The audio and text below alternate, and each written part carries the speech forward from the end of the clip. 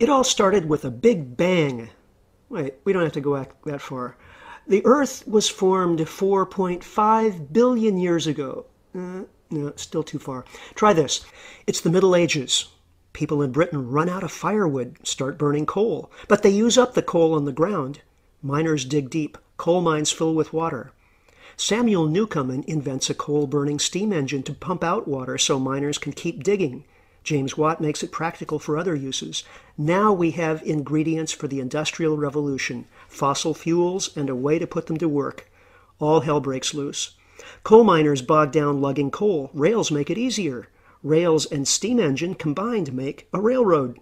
Michael Faraday makes the first electric motor. Nikola Tesla invents alternating current. Soon utility companies start burning coal to generate electricity. Meanwhile, Edwin Drake drills the first rock oil well in Pennsylvania, and Carl Daimler builds an automobile running on petroleum. Coal tar and oil are turned into industrial chemicals and pharmaceuticals that prolong life, more population growth. The Wright brothers start oil-fueled aviation. Fritz Haber and Karl Bosch make fertilizer from fossil fuels. Fertilizer and oil-powered tractors expand food production, feeding more people. World War I is the first fossil-fueled conflict. Then comes World War II, giving us guided missiles and atom bombs. In between is a Great Depression, partly caused by overproduction. Powered assembly lines make products faster than people need them. Advertising executives invent consumerism to soak up overproduction. It's the 1950s. Advertisers use television to hook new generations of consumers. In the 70s, there's an oil shock. Everyone's shocked to realize how dependent they are on oil. With the energy crisis, the environmental movement is born. But oil prices fall and everyone forgets energy shortages.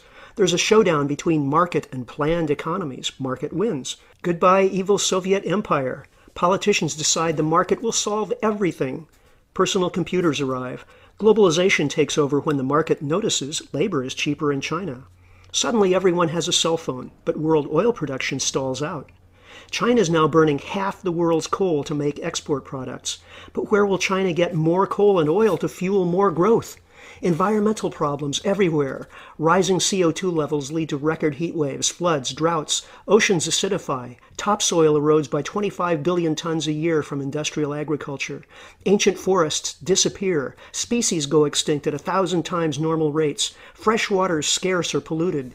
Oil companies drill in miles of seawater because the easy oil is gone. But a deep water oil platform explodes and fouls the Gulf of Mexico.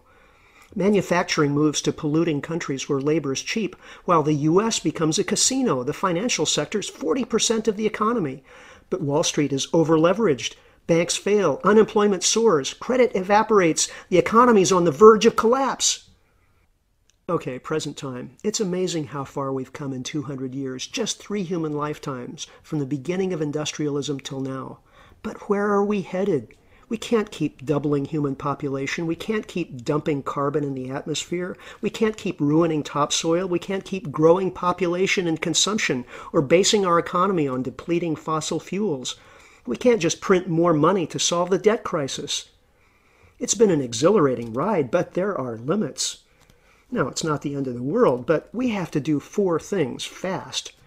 Learn to live without fossil fuels, adapt to the end of economic growth as we've known it, support 7 billion humans and stabilize population at a sustainable level, and deal with our legacy of environmental destruction. In short, we have to live within nature's budget of renewable resources at rates of natural replenishment. Can we do it? We have no choice. Alternative energy sources are important, but none can fully replace fossil fuels in the time we have. Also, we've designed and built our infrastructure for transport, electricity, and farming to suit oil, coal, and gas. Changing to different energy sources will require us to redesign cities, manufacturing processes, healthcare, and more. We'll also have to rethink some of our cultural values. None of our global problems can be tackled in isolation, and many cannot be fully solved. We have to prepare for business as unusual. Our best goal is resilience, the ability to absorb shocks and keep going. If we do nothing, we still get to a post-carbon future, but it will be bleak.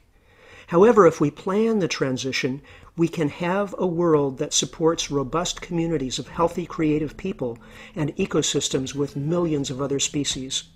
One way or the other, we're in for the ride of a lifetime. Understand the issues and pitch in. It's all hands on deck.